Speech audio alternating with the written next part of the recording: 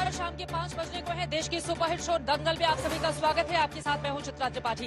प्रयागराज में नैनी जेल में इस वक्त मेरी मौजूदगी है, जहां पर कुछ ही देर में माफिया डॉन अतीक अहमद पहुंचने वाला है। आपको बता दें, 1300 किलोमीटर लंबे सफर के बाद बस कुछ ही पलों में प्रयागराज के बॉर्डर पर उसकी एंट्री हो गई है। बस कुछ ही पलों में यहां पर अंदर उसको लेकर आया जाएगा। उत्तर प्रदेश की एसटीएफ की टीम लेकर आएगी। अपने आप में ये पूरा का पूरा 24 घंटों का, आपको बता दें, अब जिस तरह की स्थिति रही है वो अपने आप में कई सवालों को जन्म देती है। 24 घंटे का ये सफर, और सवाल यह है कि क्या अब माफिया डॉन अपने अंजाम तक पहुंचेगा, क्योंकि 3 दशक का उसका अच्छा खासा माफिया का राज रहा। उसको लेकर वो आगे बढ़ता रहा, उसको राजनीतिक संरक्षण भी मिलता रहा। लेकिन अब 17 साल पुराने एक मामले में कल कोर्ट में उसकी पेशी होगी, और पेशी के बाद माना यही जा रहा है कि पहली बार 100 से ज्यादा आपराधिक वारदातों को जिसने अंजाम दिया हो, पहली बार उसके लिए सजा का ऐलान होगा, जिसको लेकर तैयारियां यहां पर पूरी हो चुकी हैं। उमेश पाल और उनके परिवार को उम्मीद है कि कड़ी से कड़ी सजा मिले ताकि ये नजीर बने। वहीं दूसरी तरफ आपको बताते चले, जिस जगह पर इस वक्त मौजूदगी है, सबसे पहले सत्य मैं चाहूंगी आप हमारे पास आइए। यहाँ की तस्वीरें आप तक पहुंचाना चाहेंगे। सुरक्षा के बेहद कड़े इंतजाम किए गए हैं। आप देखेंगे अंदर किस तरह से यूपी पुलिस के तमाम यहाँ पर जवानों की मौजूदगी है। आपको जेल प्रशासन की तरफ से भी पूरी मुस्तैदी यहाँ पर दिखाई जा रही है।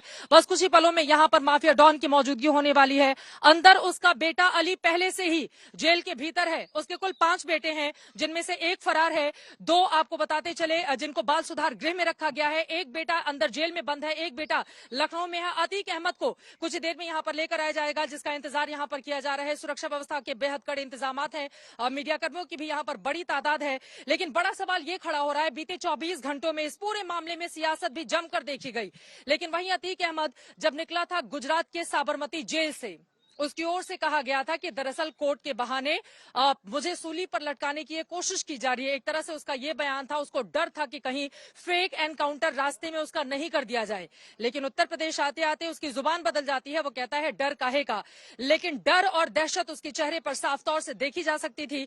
अब स्थिति ये हो गई है कि आगे क्या होगा, इसको लेकर तरह तरह के सवाल खड़े होने लगे हैं। क्या जिस तरह से इस मामले को तूल दिया गया, इसका राजनीतिक इस्तेमाल किया जाएगा? सवाल बड़ा ये है, आखिर एक माफिया डॉन को लेकर सहानुभूति की लहर कुछ तबकों की ओर से दिखाने की कोशिश क्यों की जा रही है? और सवाल बड़ा ये भी है कि लॉ एंड ऑर्डर के मुद्दे पर क्या जीरो कॉम्प्रोमाइज की जो नीति यूपी सरकार की रही है, क्या वास्तव में अतीक अहमद को उसके अंजाम तक पहुंचाने के बाद ये और मजबूत होगी? कई ऐसे सवाल हैं जिसको लेकर दंगल में हम चर्चा करेंगे। खास मेहमान भी हमारे साथ जुड़ चुके हैं, लेकिन उसके पहले बीते 24 घंटे में क्या कुछ हुआ है उसको बताती हुई हमारी ये रिपोर्ट देखिए।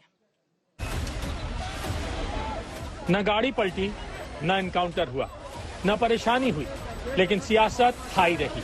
माफिया अतीक अहमद को लेकर यूपी पुलिस का काफिला गुजरात के साबरमती से सड़क के रास्ते 24 घंटे के सफर पर निकला। रास्ते में 4 जगह रुका, फिर आगे बढ़ा। एक जगह मध्य प्रदेश की शिवपुरी में बस गायों के झुंड से टक्कर हुई। बाकी सही सलामत अतीक उत्तर प्रदेश पहुंच गया।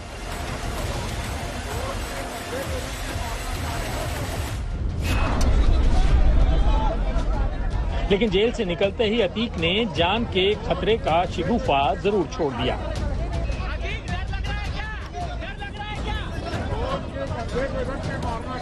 ये जो है आतंक फैलाते हैं, उस समय नियम कानून देखते हैं।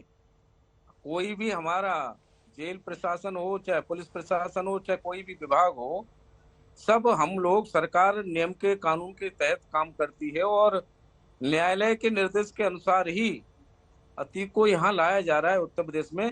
अतीक के अपराधों की दुनिया में पूरा कुनबा लिखता है। उमेश पाल के अपहरण के केस में पेशी के लिए अतीक को गुजरात से प्रयागराज, तो अतीक के भाई अशरफ को बरेली से प्रयागराज शिफ्ट किया गया है। दोनों आरोपी सकुशल उत्तर प्रदेश पहुंच गए, लेकिन उससे पहले गाड़ी पलटने से लेकर एनकाउंटर करने जैसी आशंकाओं पर खूब सियासत हुई।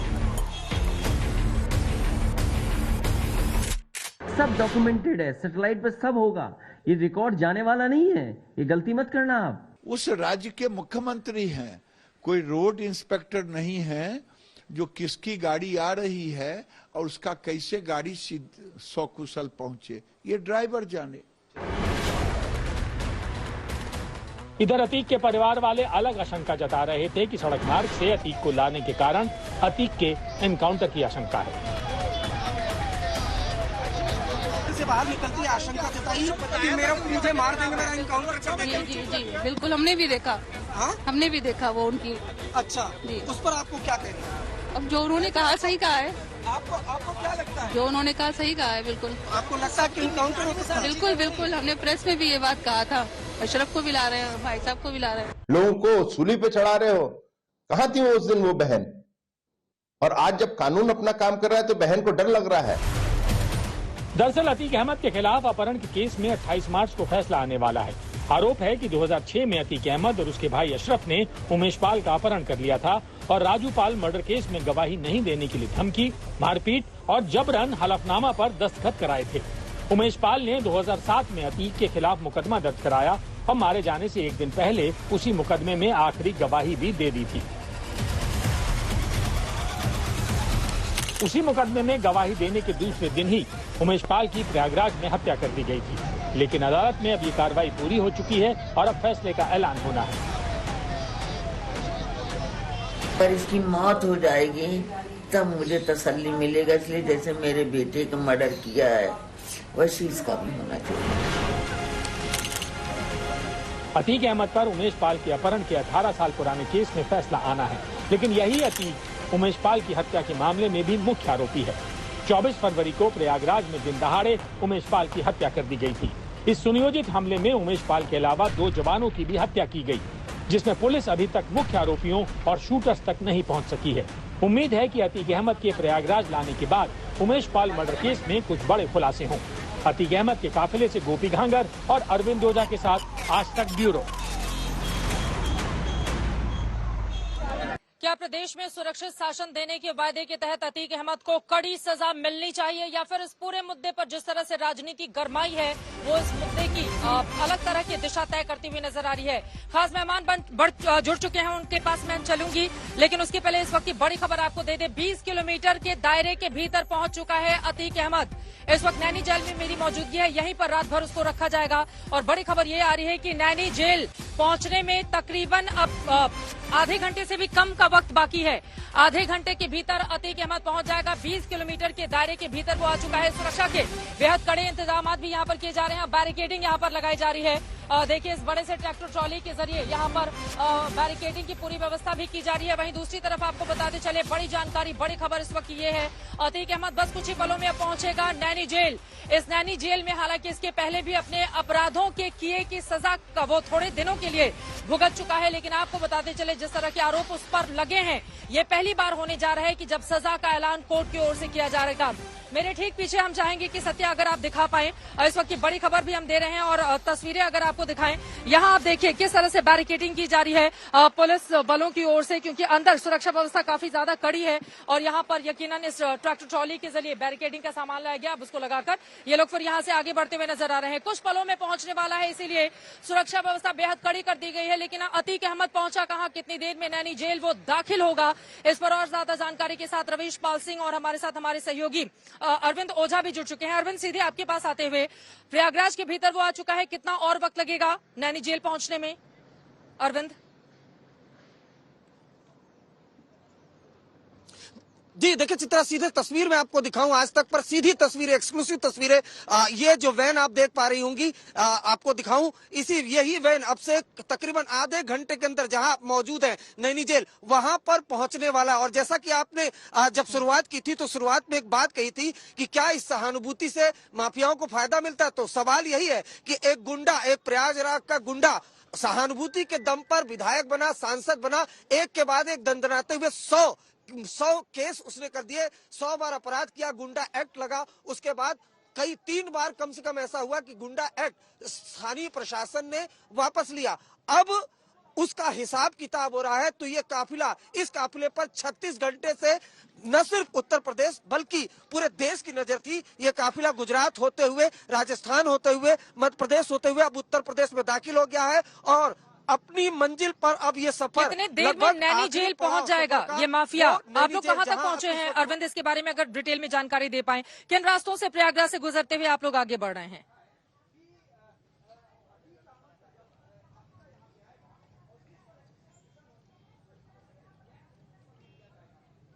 झांसी के बाद फिर जो बुंदेलखंड एक्सप्रेसवे है उससे गुजरते हुए, चित्रकूट से गुजरते हुए अब प्रयागराज में एंट्री हो गई है। मेरे ख्याल से 15 किलोमीटर का और दूर का ये सफर होगा। जहां जब ये नैनी जेल पहुंचेगा, आपको मैं बताऊं 17 किलोमीटर अभी बाकी है नैनी जेल पहुंचने का, जहां इस वक्त आप चित्रा मौजूद है। लेकिन 100 ऐसे मुकदमे हैं। देखिए कितना बड़ा ये माफिया है और सियासत का इसने सत्ता का कैसे दुरुपयोग किया कि एक के बाद एक 100 मुकदमे हुए, लेकिन कभी ठीक है, मैं लौटूंगी आपके पास। रवीश पाल सिंह भी हमारे संवाददाता इस वक्त जुड़ चुके हैं सीधे रवीश का रुख करते हुए। रवीश, आप क्या जानकारी देंगे? गाड़ी के आगे आप हैं, पीछे से लगातार अरविंद ओझा फॉलो कर रहे हैं, कितना और वक्त लगेगा? जरा तस्वीरें भी दिखाइए रवीश आप। बिल्कुल बगा चित्रा, बिल्कुल हम आपको सीधी तस्वीरें दिखा रहे हैं। प्रयागराज के अंदर दाखिल हो रहा है अतीक अहमद को लेकर के यूपी पुलिस का काफिला। मैं चाहूंगा मेरे कैमरामैन से वो एक बार पीछे वो तस्वीरें दिखाएं, क्योंकि उस काफिले के ठीक साथ में हम चल रहे हैं और ये तस्वीरें बता रही हैं कि कैसे अब महज चंद मिनटों का फासला रह गया है। जहां आप मौजूद हैं वहां कुछ ही देर में यूपी पुलिस अतीक अहमद को लेकर के पहुंच रही है। और ये देखिए, ये बार-बार पुलिस की गाड़ियां हैं जो हमें रास्ते से हटा करके किनारे लगने के लिए कह रही है, क्योंकि ये यहाँ से बिल्कुल तेजी से, ये पीछे वैन भी आपको दिख रही होगी, उसी वैन के अंदर अतीक अहमद मौजूद है। और बस आप ये समझिए कि 10 मिनट के भीतर 10 से 15 मिनट के भीतर ये गाड़ियां जो है आपके पास पहुंचने वाली है नैनी जेल, जहां पर आज पूरी रात अतीक अहमद को गुजारनी है। और हम इस काफिले के बिल्कुल आगे चल रहे हैं। ये आज तक पे एक्सक्लूसिव तस्वीरें प्रयागराज के अंदर यूपी पुलिस की इस काफिले के दाखिल होने की तस्वीरें हैं। और कोटा से हम लोगों ने ये सफर शुरू किया था अपना अतीक अहमद के इस काफिले के साथ यूपी पुलिस के, और अब ये सफर प्रयागराज की नैनी जेल में जाकर के खत्म होने वाला है। चंद मिनटों की बस देरी है फिलहाल। अगर हम बात करें तो जैसे ही आप लोग नजदीक पहुंचेंगे मैं फौरन आप लोगों के पास आऊंगी। बस कुछ मिनटों का और इंतजार, जिसके बाद अतीक अहमद जिसने 30 सालों से ज्यादा का राज किया है इसी प्रयागराज में, आज उसकी स्थिति क्या हो गई है इस बात को समझिए। 1300 किलोमीटर का लंबा सफर तय करके बाय रोड उत्तर प्रदेश की पुलिस उसको लेकर आ रही है। रास्ते में जहां जहां वो उतरता उसको इस बात का डर सताता रहता कि कहीं उसका एनकाउंटर नहीं कर दिया जाए। यही कारण रहा कि परिवार वाले उसकी बहन साबरमती जेल के बाहर से ही लगातार उसको फॉलो कर रही है, ये बताते हुए कि उनकी तबीयत खराब है और इस वजह से मुझे फॉलो करना पड़ रहा है, और तमाम दलीलें वो भी देती हुई नजर आई मीडिया कैमरे पर। इसी पर बातचीत करने के लिए कई मेहमान हमारे साथ जुड़ चुके हैं। उनका परिचय कराते हुए शलमणि त्रिपाठी जी जो कि विधायक हैं और प्रवक्ता भारतीय जनता पार्टी के हमारे साथ जुड़े हुए हैं। कलीमुल हफीज साहब लीडर हैं AIMIM के, हमारे साथ जुड़ चुके हैं। आशुतोष वर्मा समाजवादी पार्टी के प्रवक्ता भी हमारे साथ जुड़े हुए हैं। दीपक झा जी पॉलिटिकल एनालिस्ट हमारे साथ जुड़े हुए हैं, कांग्रेस के सपोर्टर भी हैं। तस्लीम अहमद रहमानी साहब जो कि प्रेसिडेंट हैं मुस्लिम पॉलिटिकल काउंसिल ऑफ इंडिया के, वो भी हमारे साथ जुड़े हुए हैं। लेकिन शलमणि त्रिपाठी जी, सबसे पहले आपके पास आते हुए, अब विरोधी दल तो यही कह रहे हैं कि ये पूरा का पूरा ड्रामा रचा गया है, लेकिन इसका फायदा माफिया को ना मिल जाए। साबरमती जेल से बाई रोड ले आने का क्या औचित्य था, ये पूछा जा रहा है। नहीं, मुझे लगता है कि जो लोग कानून को समझते हैं, जो लोग न्यायपालिका को समझते हैं और जिन्होंने इस पूरे प्रकरण में न्यायपालिका का आदेश पढ़ा है, तो मुझे नहीं लगता कि कोई और तरीका हो सकता है। सैटेलाइट से तो अतीक अहमद को ला नहीं सकते। एक पूरी की पूरी प्रक्रिया होती है। पुलिस के पास जो अपनी गाड़ी है, पुलिस के पास उस गाड़ी से उसको ले आना है और कोर्ट से परमिशन मिली है। लेकिन निश्चित तौर पे पूरे देश के लोग ये देख रहे हैं कि एक माफिया जिसको इतने सालों तक कभी कानून का खौफ नहीं रहा, एक माफिया जो सरकारों पर राज करता रहा, समाजवादी पार्टी जैसी पार्टी उसको मेंबर ऑफ पार्लियामेंट बनाती रही, MLA बनाती रही, आज पहली बार वो माफिया और उसका पूरा कुनबा कितने खौफ में नजर आ रहा है, ये जरूर देश के लोगों ने देखा है। पहली बार उसको सजा होती हुई नजर आ रही है। कल कोर्ट का ऑर्डर आना है, कोर्ट का ऑर्डर क्या आएगा हम सबको प्रतीक्षा करनी चाहिए। लेकिन पहली बार ये स्थिति आई है कि अतीक अहमद जैसे डॉन, अतीक अहमद जैसे खूंखार माफिया को सजा के दायरे में लाया गया है, उसको सजा सुनाई कर जानी है। तो लोग ये देख रहे हैं कि पहली बार ये सारा कुछ हो रहा है। और निश्चित तौर पे देश के लोग यह भी समझ रहे हैं कि किन लोगों ने ऐसे माफिया को पाला पोसा, किन्होंने उसको संरक्षण दिया और किनको बेचैनी है। मैं तमाम सारे लोगों की बाइट सुन रहा था, नेताओं की बाइट सुन रहा था। मैंने देखा कि जितनी परेशानी अतीक अहमद के परिवार को नहीं है, जितनी घबराहट अतीक अहमद के परिवार को नहीं है, उससे ज्यादा परेशानी समाजवादी पार्टी के नेताओं को है, बहुजन समाज पार्टी के नेताओं को है। रामगोपाल यादव जी तो बयान पे बयान दिए जा रहे हैं कि उसके साथ ऐसा हो जाएगा, वैसा हो जाएगा। अखिलेश जी पूर्व मुख्यमंत्री, वह भी बयान दिए जा रहे हैं। हम ये नहीं समझ पाते कि इतनी ज्यादा सिंपैथी, इतना ज्यादा ओवर डिफेंसिव एक माफिया डॉन को लेकर कोई राजनीतिक दल कैसे हो सकता है जो ये कहता है कि हम तो सेवा करते हैं। और देश के लोगों ने देखा है, प्रदेश के लोगों ने देखा है, ये सिलसिला तो हमेशा से चला है, चाहे वो मुख्तार अंसारी रहा हो, चाहे वो अतीक अहमद रहा हो। पालने पोसने का एक पूरी परंपरा रही है ऐसे माफियाओं, ऐसे गुंडों को गली से उठाकर मेंबर ऑफ पार्लियामेंट बनाने की, विधानसभा में भेजने की परंपरा रही है, लेकिन मुझे लगता है कि जो कार्रवाई हो रही है वो नजीर बनेगी आशुतोष वर्मा योगी जी, आदित्यनाथ जी के नेतृत्व में। आशुतोष वर्मा जी, एक अपराधी जिसने 100 से ज्यादा गंभीर वारदातों को अंजाम दिया हो, जिसके ऊपर हत्या, फिरौती, अपहरण के गंभीर आरोप लगे हुए हों, उस अपराधी से इतनी ज्यादा सहानुभूति क्यों है समाजवादी पार्टी की? बीजेपी की ओर से सवाल पूछे जा रहे हैं। चित्रा जी, वाकया है 2018 का। उत्तर प्रदेश में भारतीय जनता पार्टी की सरकार बन गई थी और फूलपुर का उपचुनाव चल रहा था। समाजवादी पार्टी अपने प्रत्याशी नागेंद्र पटेल को लड़ा रही थी और बहुजन समाज पार्टी सपोर्ट कर रही थी। तब यही अतीक अहमद भारतीय जनता पार्टी में जाके आवेदन करता है, समाजवादी पार्टी के खिलाफ चुनाव लड़ता है और 54,000 वोट पाता है। एक वाकया वो रहा। उसके बाद यही अतीक अहमद, जिसकी बहन खुलेआम प्रेस कॉन्फ्रेंस करती है कि वहां की कैबिनेट मंत्री, जिनका नाम मैं नहीं लेना चाहूंगा चैनल में, उन्होंने 5 करोड़ रुपए ले रखे हैं, कई फोटोज वायरल हुई हैं। फिर यही अतीक अहमद उत्तर प्रदेश के में रहते हुए, सरकार रहते हुए बीजेपी की, गुजरात में जहां भारतीय जनता पार्टी की सरकार है, उस जेल में कैद है। और इलाहाबाद, जो भारतीय जनता पार्टी, इलाहाबाद जो कि प्रयागराज, जो कि उप मुख्यमंत्री का गृह जनपद है, वहां पे गुजरात में रहते हुए गैंग्स ऑफ वासेपुर जैसा कांड कर लेता है। क्या आपको लगता है कि सरकार और तंत्र के बिना वो काम ये कर पा रहा है? ये सवाल तो भारतीय जनता पार्टी के ऊपर उठ रहा है कि आप इसको क्यों पोषण कर रहे हैं? क्या वाकई आप इसको समाजवादी पार्टी के ऊपर आक्षेप लगाने के लिए और अपनी राजनीति को चमकाने के लिए इसको आक्षेप कर रहे हैं? अगर आप इतने ही मिट्टी में मिलाने थे तो आप गाड़ी क्यों नहीं पलटी? क्योंकि हमको पता था कि भारतीय जनता पार्टी के लिए अतीक अहमद अब लायबिलिटी नहीं, एसेट है। वो एसेट है, वो यूज करेगी। किस तरीके से मुस्लिम के खिलाफ मुस्लिम ध्रुवीकरण करो, किस तरह धार्मिक उन्माद फैलाओ, ये काम अब भारतीय जनता पार्टी अतीक अहमद के साथ करने वाली है और करती रही है। इसके प्रामाणिक सबूत भी हैं। अब भारतीय जनता पार्टी वाले जबरदस्ती का हम लोग के ऊपर आरोप लगाते थे, कभी था समाजवादी पार्टी में, आज की डेट में अखिलेश यादव की पार्टी में वो नहीं है। इसलिए हमारा से कोई संबंध नहीं। के पास जाऊंगे। हाँ, ठीक है। आज भी अगर आप गूगल करेंगे, आज भी अगर आप गूगल पे जाएंगे, विकिपीडिया पे जाएंगे, तो आशुतोष वर्मा जी हमारे मित्र हैं, डॉक्टर हैं, सरेआम झूठ बोलते हैं। अरे कब लड़ा वो भारतीय जनता पार्टी में, कब उसने आवेदन दिया? आप एक प्रमाण बता दीजिए। लेकिन समाजवादी पार्टी से एमपी रहा है, ये तो पूरे देश को पता है। आशुतोष भाई किसको गुमराह कर रहे हैं? और ऐसी कार्रवाई जो हो रही है, जिसके बाद पूरा का पूरा कुनबा अतीक अहमद का चिल्ला रहा है कि हमें उत्तर प्रदेश की पुलिस से बचाओ, उत्तर प्रदेश की सरकार से बचाओ।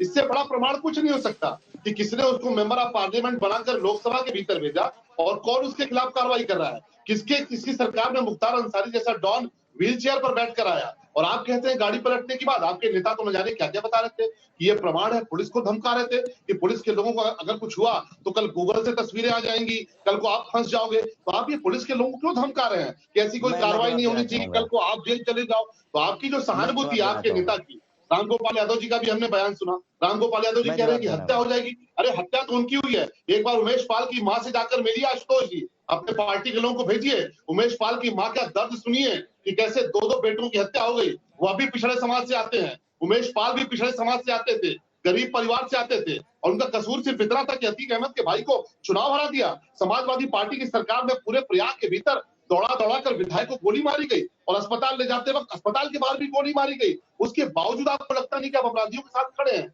ये देश और प्रदेश की जनता ने इसीलिए आपके साथ ये न्याय किया है। क्यों? क्योंकि टेलीविजन पे आके झूठ बोलना है और बाहर जाके आतंकवादियों का, अपराधियों का समर्थन करना है। सीरियल ब्लास्ट होता है, आतंकवादियों के मुकदमे वापस लेते हैं। और कौन से आतंकवादी? जिन्होंने काशी में हमला किया, जिन्होंने लखनऊ में हमला किया, जिन्होंने गोरखपुर में हमला किया, अयोध्या की कचहरी में हमला किया, उनके मुकदमे आप वापस लेते हैं। कोर्ट को कहना पड़ता है कि साहब मुकदमे क्यों वापस ले रहे हैं, इनको ले जाकर पद्मश्री दे दीजिए। तो ये परंपरा जो आपकी सरकार में रही है अपराधियों, गुंडों, आतंकवादियों को पालने पोसने की, वो खत्म हो गई है। इसीलिए आज माफिया खौफ में है और जनता खुश है। लेकिन इस पूरे मामले में तो न्यायालय को फैसला देना है ना। सजा का ऐलान कब कैसे होगा ये तो न्यायालय की ओर से कल फैसला किया जाएगा। लेकिन सवाल ये भी है, एक सेकंड सर, लौट रही हूं मैं।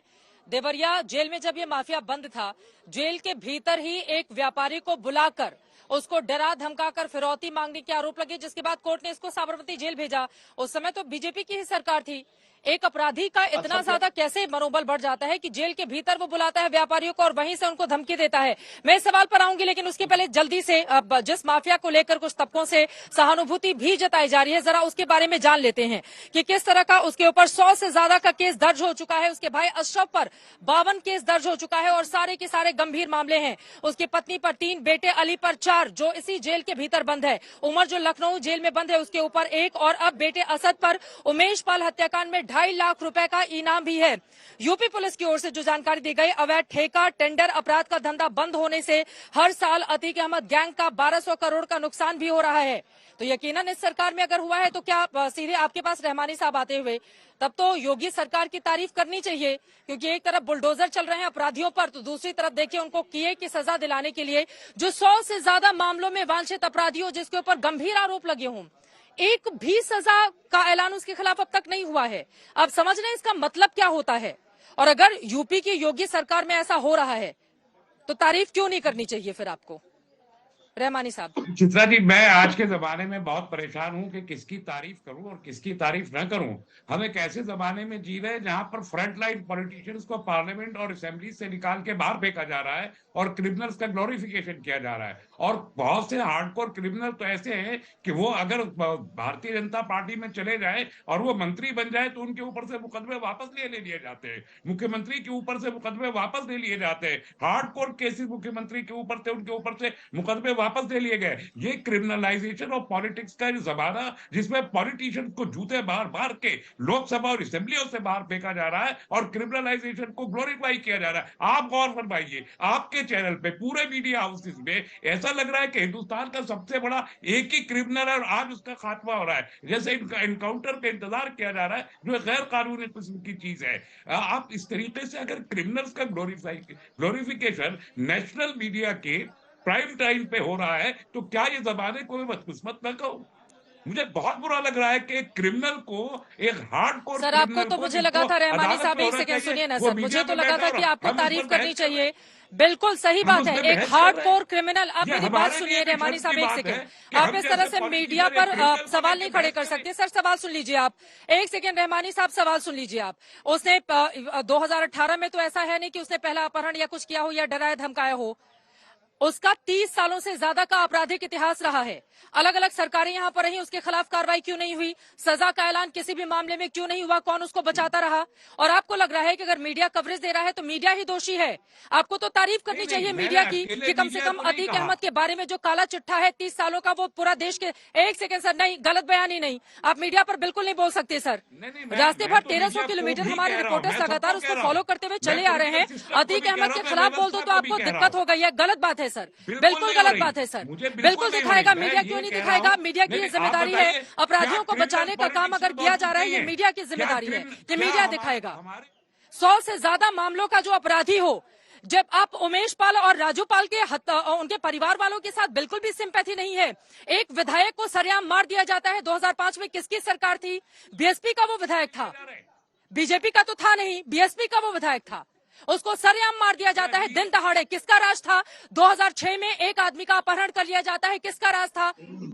2007 में सरकार बदली, बीएसपी की सरकार आई, बहन मायावती जी की सरकार आई, उनके विधायक का मर्डर हुआ था, क्यों नहीं इंसाफ मिला? पूछा जाएगा ना पलटकर। मीडिया पर दोष देने से सर कुछ नहीं होगा। और मीडिया पर सर देखिए रहमानी साहब, आप बहुत बड़े हैं, मैं आपकी बहुत इज्जत करती हूँ, आप बहुत अच्छा बोलते हैं, लेकिन मीडिया पर यह ठीकरा फोड़ना बंद कीजिए सर, और अपराधी को उसके किए की सजा मिले, इस पर आइए। 100 से ज्यादा मामले, जरा उमेश पाल और राजू पाल के परिवार के बारे में भी सोचिए। अब बिना मीडिया के बारे में चर्चा किए सिर्फ अपराध पर बात होगी। बोलिए सर, सिर्फ अपराध पर बात, मीडिया पर चर्चा नहीं होगी। देखिए, मैं 30 साल से ऑब्जर्व कर रहा हूँ, चाहे मुख्तार अंसारी हो, चाहे ये अतीक चकिया हो, चाहे शहाबुद्दीन हो, हमको शर्म आती है। और मैं आज इस गुस्से में बोल रहा हूँ, मैं वो शर्म की वजह से बोल रहा हूँ। हमें शर्म आती है कि इस किस्म के लोगों को इस सियासी व्यवस्था ने हमारा लीडर बना के पेश किया है।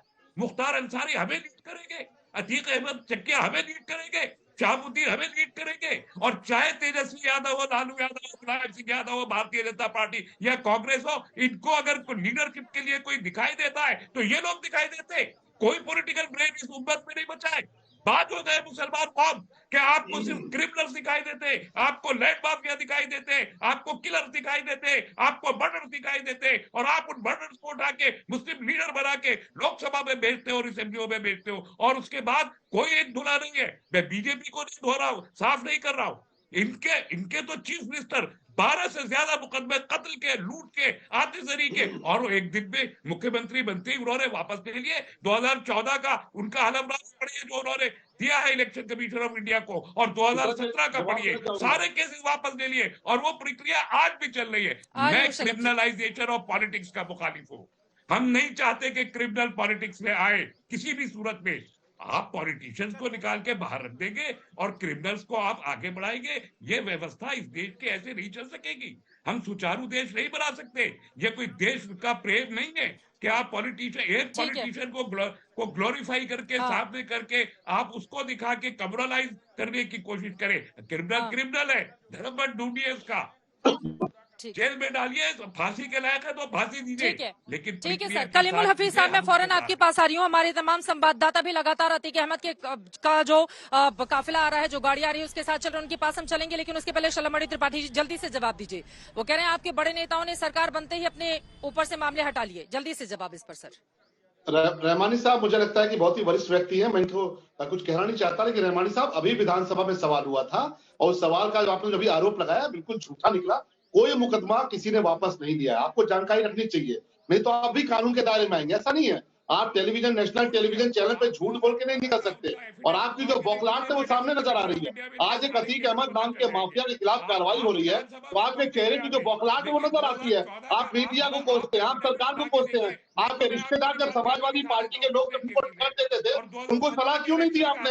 जब आपके रिश्तेदार बहुजन समाज पार्टी के लोग उनको मेंबर ऑफ पार्लियामेंट बनाते थे, तो उनको सलाह क्यों नहीं दी? आज भी बसपा ने इनकी पत्नी को अपनी पार्टी में रखा है, उनको सलाह क्यों नहीं देते हैं? तो आप इनको डिफेंड करते हैं, कभी अपराधियों को, कभी आतंकवादियों को, और जब इनके खिलाफ कार्रवाई होती है तो आपका फ्रस्ट्रेशन निकलता है, आपकी कुंठा निकलती है। आप कहते हैं कि धर्म से मत जोड़िए। कौन धर्म से जोड़ रहा है? धर्म से तो आप जोड़ने आते हैं। हमारे लिए अपराधियों, आतंकवादी, उनकी कोई जाति धर्म नहीं है, लेकिन आप जैसे लोग जब धर्म का नकाब ओढ़कर अपराधियों, आतंकवादियों का बचाव करने आते हैं तो जरूर उनको लोग धर्म के चलते पहचानते हैं। रहमानी साहब की तकलीफ हम समझ सकते हैं, आपकी कुंठा भी हम समझ सकते हैं, आपका दर्द भी हम समझ सकते हैं, लेकिन उत्तर प्रदेश में 2 विधायकों की हत्या हुई, राजू पाल जी की हत्या हुई और कृष्ण राय जी की हत्या हुई। कौन लोग उसके पीछे शामिल थे? क्या मुख्तार अंसारी शामिल नहीं था? अतीक अहमद शामिल नहीं था? तो आपको कहते हुए शर्म आती है? आपको शर्म आनी चाहिए, क्योंकि आप ऐसे लोगों को रिप्रेजेंट करते हैं, ऐसे लोग आप प्रतिनिधित्व करते हैं जो अपराध में शामिल है, जो आतंकवाद में शामिल है। आप कभी जाकर अपनी कम्युनिटी के लोगों को क्यों नहीं समझाते? आप जैसे लोग बर्बाद कर रहे हैं, आप जैसे लोग अपनी कम्युनिटी को बर्बाद कर रहे हैं। आप अपनी कम्युनिटी में जाकर कभी नहीं समझाते कि आतंकवादी मत बनो, अपराधी मत बनो, पढ़ाई करो, कंप्यूटर देखो। आप उनको खुद जाकर कट्टर बनाने की उनको तालीम देते हैं। आपने कभी महंगे के चक्कर में नहीं पड़ेंगे। ठीक है सर, वापस लौटती हूं। दोनों ही पक्षों के लिए बहुत सारे सवाल हैं, मैं लौटूंगी, लेकिन उसके पहले लगातार जो गाड़ियों का काफिला है वो नैनी जेल की तरफ आगे की ओर बढ़ता हुआ। इस वक्त समर श्रीवास्तव, गोपी घांगर मेरे सहयोगी, 2 लोग हमारे साथ जुड़ चुके हैं। गोपी, सबसे पहले आपके पास आते हुए, लगातार साबरमती जेल से, अहमदाबाद से आपने इस काफिले के साथ लगातार आप बनी हुई है, प्रयागराज में एंट्री हो चुकी है। कितनी देर में नैनी जेल में पहुंच जाएगा ये काफिला? अतीक अहमद कुख्यात गुंडा कब तक यहाँ पहुंच जाएगा? बिल्कुल, देखिए नैनी जेल में पहुंचने में अभी भी 5 से 7 किलोमीटर का डिस्टेंस बाकी है, तो करीब आप समझ लीजिए कि 10 से 15 मिनट के आसपास नैनी जेल में पहुंच जाएगा अतीक अहमद। और देखिए 24 घंटे लगातार, कल शाम को 5:40 पे साबरमती की सेंट्रल जेल से निकला था अतीक अहमद, और आज करीब यही टाइम पे वो नैनी जेल पहुंचेगा। तो 24 घंटे का लगातार जो सफर रहा है, लगातार देखिए अतीक अहमद के चेहरे पे वो डर भी दिखा है हमें, और कहीं ना कहीं अतीक अहमद ने जो आशंका थी चित्रा। बिल्कुल, गोपी घांगर मेरी सहयोगी लगातार साबरमती जेल के बाहर से उन्होंने फॉलो करना शुरू किया इस काफिले को, और अब वो प्रयागराज पहुंचने वाली है। पल पल की जानकारी गोपी लगातार आप तक पहुंचा रही थी। हमारे साथ रवीश पाल सिंह हमारे सहयोगी भी जुड़े हुए हैं। मध्य प्रदेश के हिस्से में जैसे ही एंट्री हुई उसके बाद से उन्होंने काफिले के साथ चलना शुरू कर दिया। रवीश, आप जानकारी दे रहे थे, बोलिए, कब तक पहुंच रहे हैं? बस नैनी जेल की दीवार मेरे दाएं तरफ अगर आप देखें तो नैनी जेल की दीवार चल रही है। नैनी जेल के ठीक बाहर का जो हिस्सा है वहां पे हम इस वक्त चल रहे हैं और महज 2 से 3 मिनट का हिस्सा ये देखिए पहुंच गए हम। ये गाड़ियों का काफिला पहुंच गया जेल परिसर की तरफ। आप देखिए हम सीधे अंदर दाखिल हो गए हैं और ये नैनी जेल परिसर की तरफ देखिए गाड़ी दनाते हुए सीधे अंदर जा रही है। ये जेल परिसर के अंदर का हिस्सा है और यहाँ पे देखिए गाड़ियों को ये रोक दिया गया है। यहाँ पे रोक दिया गया है। मैं चाहूंगा मेरे कैमरामैन से वो नीचे उतरे और यहाँ से दिखाए। नैनी जेल पहुंच चुका है गाड़ियों का काफिला। चित्रा बिल्कुल मैं आ रही हूँ जल्दी से हमारे सहयोगी इधर आइए। सत्य जल्दी आइए थोड़ा दौड़ के आइए। ये देखिए हम तस्वीरें आपको दिखाना चाहेंगे। काफिला पहुंच चुका है। यहाँ पर पुलिस की गाड़ियां अंदर आ चुकी हैं। ये तस्वीरें आपको दिखाना चाहेंगे। अतीक अहमद का काफिला यहाँ पर अंदर आ चुका है। ये सीधी तस्वीरें सत्य आप दिखाइए।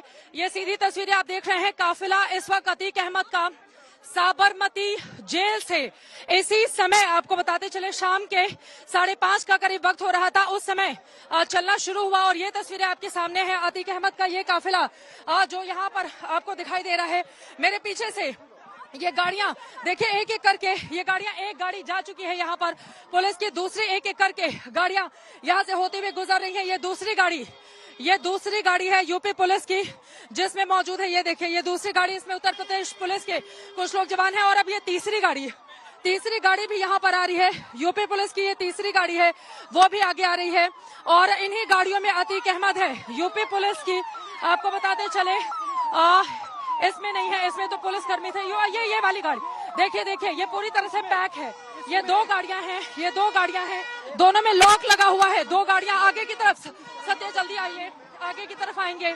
आपको बताते चले लॉक लगा हुआ है अंदर बिल्कुल भीतर। जो बीच वाली गाड़ी है वो दाखिल होती हुई और उसमें बैठा हुआ है अतीक अहमद को अब उसके किए की सजा मिलेगी। अंदर जो जेल के भीतर का हिस्सा है वहां पर वो जा चुका है और आपको बताते चले कि अब यहाँ पर अंदर की तरफ वो जा चुका है। और ये लगातार मीडिया कर्मी फॉलो कर रहे थे। दो गाड़ियां थी जिनमें से एक में रखा गया था और अब वो अंदर की तरफ जा चुका है। अतीक अहमद 17 साल पुराने मामले में उसके किए की सजा का ये दिन है और आप देख रहे हैं कि किस तरह से अंदर की तरफ वो दाखिल हो चुका है और आज रात इसी जेल में उसको रखा जाएगा। आज रात इसी जेल में अतीक अहमद को रहना है। उसका बेटा अली पहले से ही इस जेल के भीतर मौजूद है और गाड़ियों का ये काफिला आपको बताते चले 24 घंटे बाद साबरमती जेल से निकला था। 24 घंटे के बाद यहाँ पर पहुंच चुका है जिसकी तस्वीरें इस वक्त आप देख रहे हैं। और अब अतीक अहमद अंदर जा चुका है। अंदर की तस्वीरें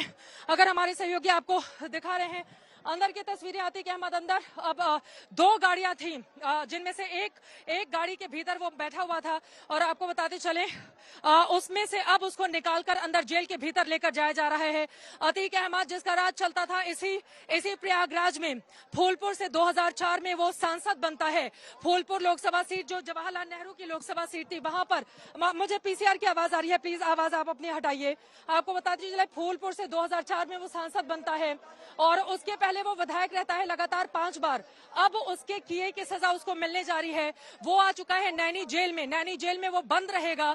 उसका बेटा अली पहले से इसी जेल में बंद है। अशरफ बरेली जेल से जो उसका भाई है उसको लेकर आया जा रहा है। राजूपाल हत्याकांड को 2005 में अंजाम दिया गया था। उसका गवाह था उमेश पाल को 2006 में अपहरण कर लिया जाता है। उसी पूरे मामले में 2007 में एफआईआर दर्ज कराई जाती है।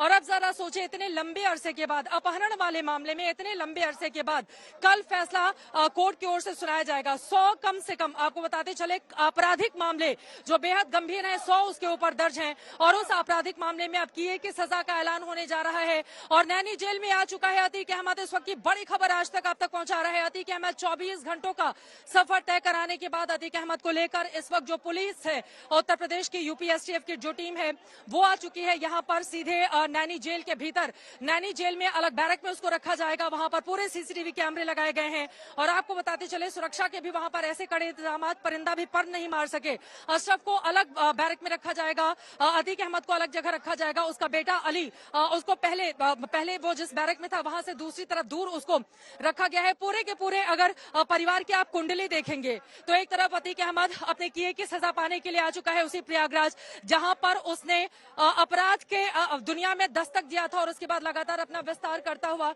वो चला गया था। और आपको बताते चले कि नैनी जेल के भीतर वो आ चुका है, उसको अंदर लेकर जाया जा चुका है और कुछ ही देर में हमें इस बारे में और ज्यादा जानकारी दी जाएगी, उम्मीद है। लेकिन यहाँ पर कड़ी सुरक्षा व्यवस्था के बीच अब फिलहाल आ चुका है अतीक अहमद नैनी जेल में।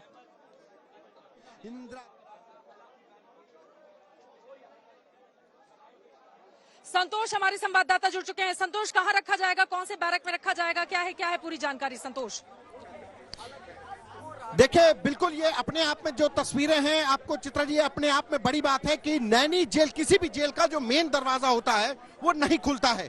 जो वज्र वाहन जिसको अंदर आप देख रहे थे, जहां पर अतीक को उतारा गया, ये अमूमन अंदर नहीं जाता है, ये जेल के गेट पर ही रुक जाता है और जो भी कैदी हैं उनको इसमें बैठा करके बाहर ले जाया जाता है या बाहर से अंदर रखा जाता है। बाकी जो मेन गेट पे पहले ही उतार करके अतीक अहमद को पैदल या दूसरे कैदी पैदल जाते हैं, लेकिन अतीक अहमद को के लिए जो वज्र वाहन है ये अंदर ले जाया जा रहा है।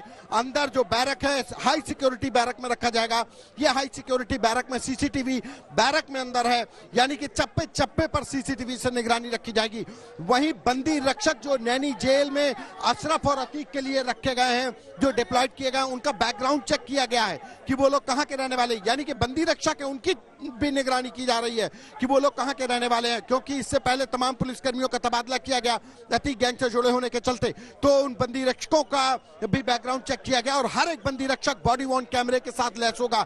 और ये देखिए, ये अतीक अहमद की गाड़ी जो आपको बीकॉन्स दिखाई पड़ रहे हैं, जो लाइट जलती हुई दिखाई पड़ रही है, ये सीधे अंदर ले जाया जा रहा है। ये अंदर ही खड़ी करके वहां से अतीक अहमद के लिए जो दरवाजा है वो खोला जाएगा और अतीक अहमद सीधे प्रयागराज की नैनी जेल में, जिस सेंट्रल जेल में अप्रैल 2019 को अतीक अहमद को सुप्रीम कोर्ट के आदेश पर साबरमती ले जाया गया था, वही माफिया डॉन अतीक अहमद अब प्रयागराज जेल पहुंचा है।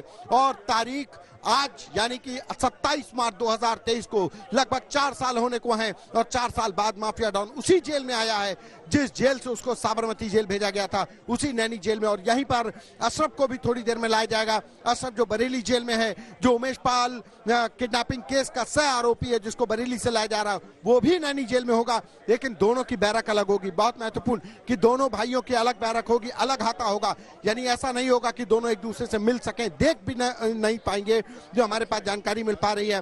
और उसके बाद अतीक और अशरफ को हाई सिक्योरिटी बैरक में रखा जाएगा।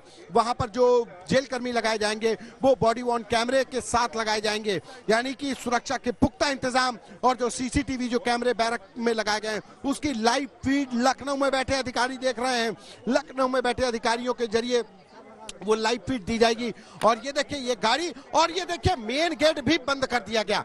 ये मतलब आप देखिए कि ये मेन गेट बंद कर दिया गया। अपने आप में शायद ये पहली बार होगा कि किसी भी माफिया डॉन को लाने वाली गाड़ी को ही अंदर बंद कर लिया गया। अब गाड़ी अंदर बंद है और गाड़ी के अंदर अतीक अहमद बंद है, गाड़ी बंद है और गाड़ी के अंदर अतीक अहमद बंद है। ये दोनों ही अपने आप में बड़ी दिलचस्प है कि पूरी गाड़ी की गाड़ी जेल के अंदर डाल दी गई और अब बंद दरवाजे के अंदर अतीक अहमद निकलेगा और अतीक अहमद को फिर बैरक में डाला जाएगा। तो ये नैनी सेंट्रल जेल जहां पर अतीक अहमद को लाया गया है। और इसके थोड़ी देर बाद मुझे लगता है कि आधा घंटे का वक्त और लगेगा जब अशरफ को भी इसी नैनी सेंट्रल जेल में लाया जाएगा। तो अपने आप में एक ये बड़ी एक अपने आप में मैंने नहीं देखा कि कभी किसी भी जेल का दरवाजा बंद करके ये बहुत बड़ी जानकारी आप दे रहे हैं। देखिए, यहाँ पर इस जेल के भीतर न सिर्फ बंदियों की पूरी चेकिंग की जा रही है, बल्कि इसके अलावा अंदर जितने लोग तैनात थे, यानी कि जो सुरक्षा कर्मी है या फिर जो जेल से जुड़े हुए जितने भी कर्मचारी अधिकारी हैं, उनके बारे में भी पूरी डिटेल ली गई। उनमें से भी कुछ को बदला गया। यहाँ पर आपको बताते चले प्रयागराज में कई ऐसे पुलिस हैं जिनका तबादला अलग अलग जगहों पर कर दिया गया है। और जब से ये खबर सामने आई, तकरीबन 25 ऐसे पुलिस से जुड़े हुए लोग हैं जिनका इधर उधर तबादला किया गया है। यानी कि ये स्थिति है प्रयागराज में।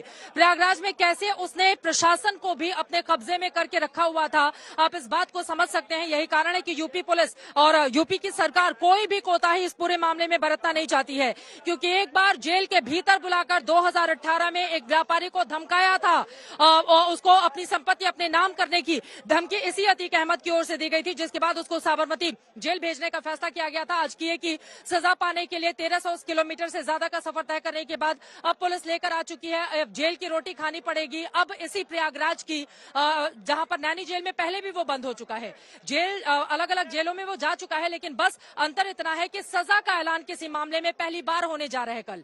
100 से ज्यादा वांछित मामलों में अपराधी इस शख्स को आज तक किसी भी मामले में सजा नहीं मिली है, पहली बार सजा का ऐलान कल होने जा रहा है। इसी वजह से ये मामला काफी ज्यादा गंभीर हो जाता है।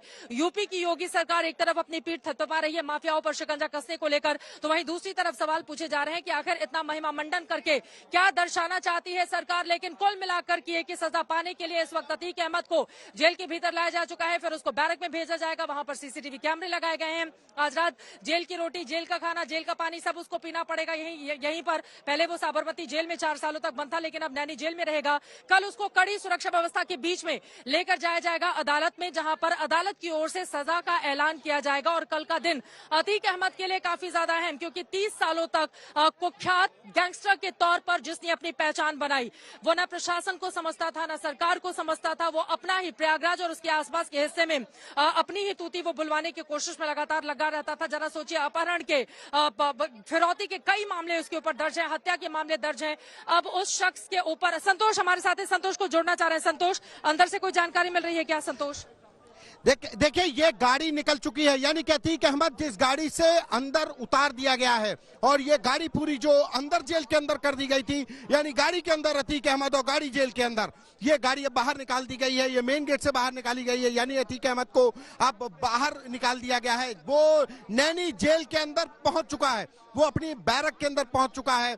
अब ये दरवाजे बंद होगा। ये यही गाड़ी थी जो हम तस्वीरों में लेकर के अब ये वापसी, देखिए चित्रा जी, आप ही की तरफ गाड़ी आ रही है, जिस गेट पे आप मौजूद हैं। हम फ्रंट गेट पर मौजूद है, जहां से ये गाड़ी अंदर प्रवेश की थी, और ये तस्वीरें दिखा रही हैं कि गाड़ी को अंदर लिया गया, मेन दरवाजा खोल करके पूरी गाड़ी अंदर कर ली गई, ताकि अतीक अहमद का कोई विजुअल न मिलने पाए। मीडिया की कवरेज को लेकर के तमाम सवाल खड़े किए गए, लेकिन जिस तरीके से जो लगातार 24 घंटे की कवरेज मीडिया ने दी, तो ये सवाल खड़े हुए थे कि आखिर इसको सड़क से लाने की क्या जरूरत थी। अगर जिस तरीके से गोपनीय ऑपरेशन रखा गया, साबरमती जेल में पहुंचती है, वहां पर उसके बाद शाम को कल 6 बजे से ये पूरा एक तरीके से साबरमती जेल से इसके निकालने के बाद लगातार जो कवरेज हो रही है, और अब वो अतीक अहमद नैनी जेल के अंदर, जो अतीक अहमद आतंक का पर्याय, जिसके लिए कहा जा सकता है कि जिसके ऊपर कभी कोई सजा का ऐलान नहीं हुआ, कोई भी केस जिसके ऊपर 100 से ज्यादा मुकदमे हो, उस नैनी जेल में अतीक अहमद है। और कल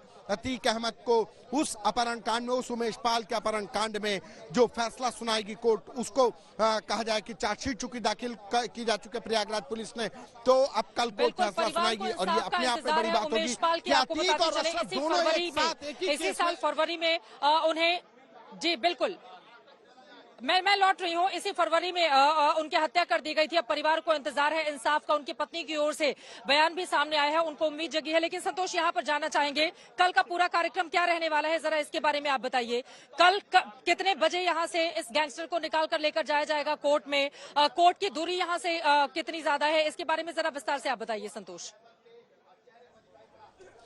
देखिए, यहाँ से अगर कोर्ट की दूरी को कहें तो महज 15 से 20 किलोमीटर का अगर पूरा जो चंक है, वो चूंकि तमाम रास्ते हैं, अगर वैसे रास्ते है प्रयागराज में ही, ये यमुना पार का इलाका है जहाँ पे नैनी सेंट्रल जेल है। और नैनी सेंट्रल जेल जब मेन शहर की तरफ जो सीजीएम कोर्ट है वहाँ पर ले जाया जाएगा, MP MLA जो कोर्ट है वहाँ पर पेश किया जाएगा। और लगभग जो 12:30 बजे का वक्त, जो कल जो हमारे पास जो पत्र था, जो MP MLA कोर्ट के जज ने साबरमती के जेल अधीक्षक को लिखा था, उसमें 11 बजे पेश करने को कहा था। लेकिन आज जो प्रयागराज जेल के अधीक्षक को, नैनी जेल के अधीक्षक को दिया गया, उसमें 12:30 बजे के वक्त दिया गया कि 12:30 बजे के लगभग कल अतीक अहमद और अशरफ को, जो उमेश पाल अपहरण कांड के मुख्य आरोपी हैं, उनको फैसला चूंकि सुनाया जाना, तो उनको कोर्ट में पेश किया जाएगा। तो यहाँ की अगर हम बात करें तो मुझे लगता है कि 11 बजे के आसपास, 11 बजे के बाद ये कहा जाए क्या उसको निकाला जाएगा, क्योंकि यहाँ से निकालने के बाद कोर्ट में तमाम फॉर्मेलिटीज होती हैं।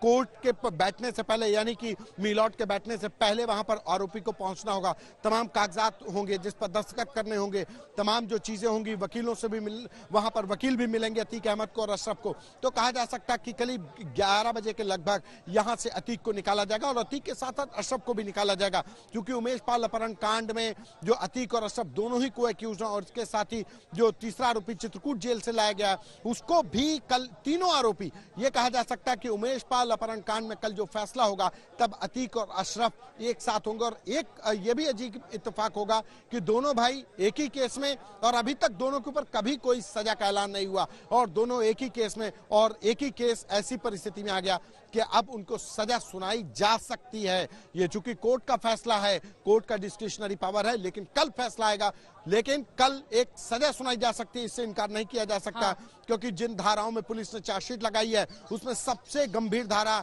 364A 364A आईपीसी की धारा है, यानी कि किडनैपिंग फॉर रैंसम, रंगदारी वसूली के लिए अपहरण किया जाना, और जिसमें जो कैपिटल पनिशमेंट है वो कैपिटल पनिशमेंट यानी कि अगर कहा जाए तो फांसी की भी सजा उसमें प्रावधान है, उम्र कैद की सजा का प्रावधान है। ये कोर्ट के ऊपर निर्भर करता है कि वो क्या सजा का ऐलान करते हैं, लेकिन मैक्सिमम जो पनिशमेंट है वो फांसी और उम्र कैद है। यही वजह है कि अतीक अहमद नहीं चाहता था। जानकारी संतोष आप दे रहे हैं, जल्दी से अपने दर्शकों को बता देते हैं, जल्दी से जो दर्शक हमारे साथ अभी अभी जुड़े हैं उनकी जानकारी के लिए मैं बता दूं, नैनी जेल लेकर आया जा चुका है कुख्यात अपराधी को। इस वक्त जेल के भीतर बंद है अतीक अहमद, उसको पहुंचाया जा चुका है, उसके किए की सजा उसको कल मिलने वाली है, जिसको लेकर आपको बता दीजिए तैयारियां पहले से ही चल रही थी। साबरमती जेल से कल 5:45 बजे उत्तर प्रदेश के एसटीएफ ने उसको लेकर चलना शुरू किया था। 24 घंटे तक लगातार चलने के बाद इस वक्त वो कुछ ही देर पहले पहुंचा, यानी कि पूरे 24 घंटे का सफर तय करने के बाद वो पहुंचा प्रयागराज की नैनी जेल में। हालांकि नैनी जेल से उसका रिश्ता पुराना है, पहले भी कुछ मामलों में इस जेल के भीतर वो आ चुका है, लेकिन आपको बताते चले उसके किए की सजा कभी उसको नहीं मिली है। अदालत से कभी भी फैसला नहीं आया कि उसको इसके किए की सजा सुनाई जाए। 100 से ज्यादा आपराधिक मामले जिसके खिलाफ दर्ज हो, जरा सोचिए उसके खिलाफ गवाही देने वाले भी कितने डर और दहशत के आलम में रहते होंगे। 2005 में राजू पाल, जो कि ये पूरा का पूरा मामला क्या है अपने दर्शकों को पहले वो बता देते हैं। पश्चिमी इलाहाबाद की पश्चिमी सीट से विधायक रहता है लगातार 5 बार तक अतीक अहमद। 2004 में वो समाजवादी पार्टी के टिकट पर चुनाव लड़ता है, उसके बाद सांसद चुना जाता है, लेकिन उसी सीट पर समाजवादी पार्टी उसके भाई अशरफ को टिकट दे देती है। वहीं से राजू पाल जो कि बीएसपी के टिकट पर चुनावी मैदान में उतरते हैं, पहली बार वो जीत हासिल करते हैं, अशरफ को उस सीट पर वो हरा देते हैं। ये बात इस डॉन को, उसके परिवार को रास नहीं आती है। 2005 में राजू पाल को अप्रैल में उनको मार दिया जाता है। राजू पाल जो बीएसपी के मायावती की पार्टी के विधायक थे, मार दिया जाता है और हत्या का आरोप इसी अतीक अहमद अशरफ पर, जो कि अतीक अहमद का भाई है, उसके ऊपर लगता है। 2006 में जो कि राजू पाल के हत्याकांड मामले में जो गवाह देने वाले थे उमेश पाल, उनका अपहरण कर लिया जाता है। उमेश पाल का अपहरण करने के बाद कोर्ट में जबरन उनको ले जाकर अपने पक्ष में बयान दिलवाए जाते हैं। उसके बाद 2007 में आपको बताते चले, 2007 में उमेश पाल की ओर से साहस करते हुए, उमेश पाल के इस मामले में तारीफ करनी होगी, उमेश पाल की ओर से साहस करके इस कुख्यात अपराधी के खिलाफ एफआईआर दर्ज कराई जाती है। 2007 का ये मामला है। और आपको बताते चले इसी साल की शुरुआत में फरवरी महीने में उमेश पाल की हत्या कर दी गई थी, जब गवाही के बाद वो अपने घर को लौट रहे थे। इतना लंबा ये पूरा का पूरा मामला, उसी पूरे मामले में आपको बताते चले अदालत की ओर से आदेश दिया गया कि साबरमती जेल से इसको निकालकर यहाँ पर उत्तर प्रदेश की नैनी जेल में शिफ्ट किया जाए। हालांकि इसको लेकर इसके पहले ही कोर्ट का दरवाजा वो खटखटा चुका था, कहा था कि साबरमती जेल भैया नहीं जाना चाहता हूँ क्योंकि वहां पर मेरा फेक एनकाउंटर किया जा सकता है। ये इस तरह की स्थिति थी। लेकिन अब जाकर न्याय की उम्मीद न सिर्फ राजू पाल के परिवार के लिए, उमेश पाल जो अब नहीं रहे उनके परिवार के लिए, और उम्मीद यही है कि कम से कम सख्त से सख्त सजा हो ताकि इस अपराधी को उसके अंजाम तक पहुंचाया जा सके। लेकिन वो सजा क्या होगी? कल से लगातार डर और दहशत का आलम था। बार बार परिवार की ओर से कहा जा रहा था कि फेक एनकाउंटर किया जा सकता है। गाड़ी कहीं पर भी टर्न लेती थी, ऐसा लगता था कि अब कुछ हो जाएगा वहां पर। एक जगह गाय भी मध्य प्रदेश के शिवपुरी में उनके काफिले से टकराती है, गाय की जान चली जाती है। तो कई तरह के सवाल मिलते रहे, लेकिन उसके बाद जवाब ये मिला कि फिलहाल आ चुका है यहाँ पर अतीक अहमद जेल के भीतर, और अब जेल के भीतर उसको खाना पानी जो भी दिया जाएगा, कल उसकी दिन में पेशी होनी है यहीं की एमपी एमएलए कोर्ट में। हमारे साथ लगातार हमारे सहयोगी संतोष ओझा बने हुए। संतोष, पेशी के लिए कल कितने बजे यहाँ से उसको निकाला जाएगा? किन किन लोगों की कोर्ट के भीतर मौजूदगी रहेगी, जरा इसके बारे में विस्तार से बताइए आप संतोष। देखिए, यहाँ से चूंकि 12:30 बजे का वक्त मुकर्रर किया गया है, जो जेल अधीक्षक को जो पत्र दिया गया है इंस्पेक्टर धूमनगंज की तरफ से।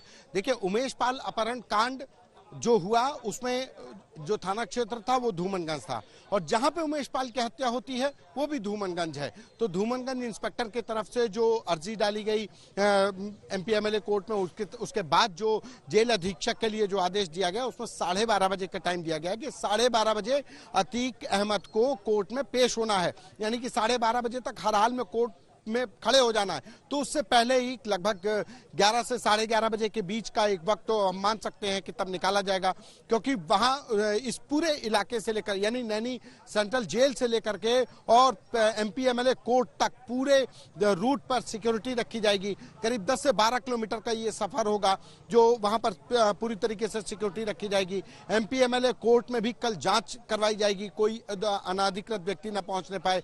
जो वकील होंगे, जो केस से जुड़े लोग होंगे वही अंदर प्रवेश कर पाएंगे, जो रजिस्टर्ड जो वकील होंगे वही पहुंच पाएंगे। इस तमाम तरीकों से एक सुरक्षा के पुख्ता इंतजाम किए जा रहे हैं। और कल जब उमेश पाल अपहरण कांड में, आप चित्रा जी सोचिए कि 2006 में अपहरण होता है, 2007 में FIR होती है और 2007 के बाद आज 2023 में उसका फैसला आता है, यानी कि लगभग 16 साल के बाद ये फैसला आ रहा है। और उस व्यक्ति के अपहरण कांड का फैसला आ रहा है जिसका हत्या हो गई है 24 फरवरी 2023 को, यानी ठीक एक महीने पहले हत्या हो जाती है। अहम जानकारी आप देते हुए, लेकिन कुल मिलाकर अतीक को उसके अंजाम तक पहुंचाने की हो चुकी है पूरी तैयारी। सजा का ऐलान कल होगा।